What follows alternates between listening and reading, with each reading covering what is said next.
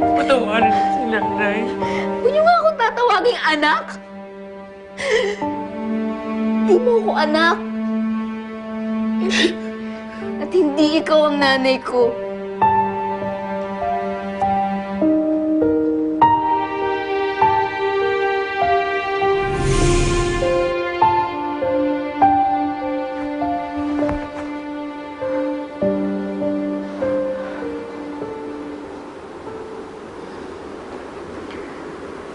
Panaginip lang pala.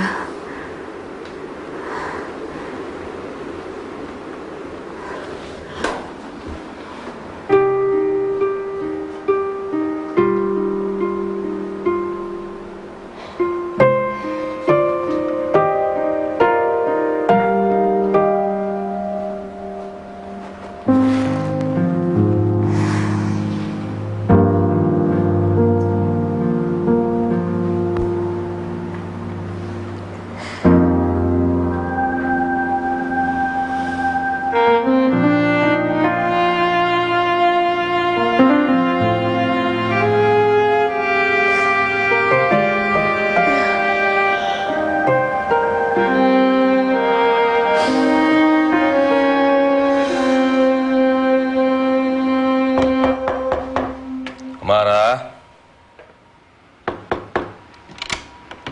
Mara?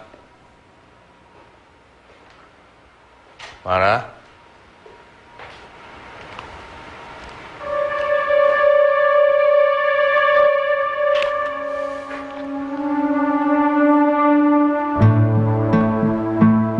DNA.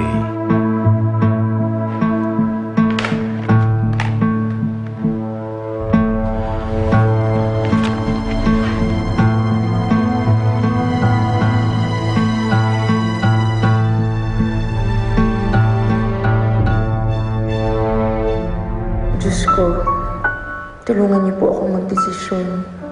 Ayoko na magsinungaling sa anak ko. Pero natatakot akong kamuhian niya ako. Layuan.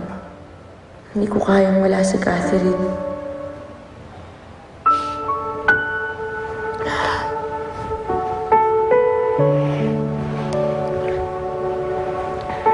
Morning, Nay. Morning, anak. Ano oras na po? Baka-late na ako.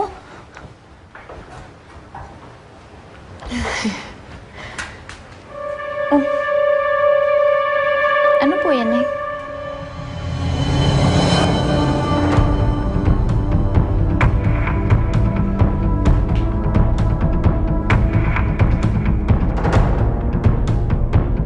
Ferdinand?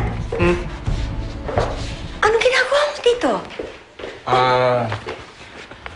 Meron lang sana akong papipirmahan sa'yo. Okay. And, Anong DNA results yan? ito. Yung sa inyong dalawa ni Mylene. Don't you remember? Pwedeng makita ulit. Ay, nako. You've seen this many times.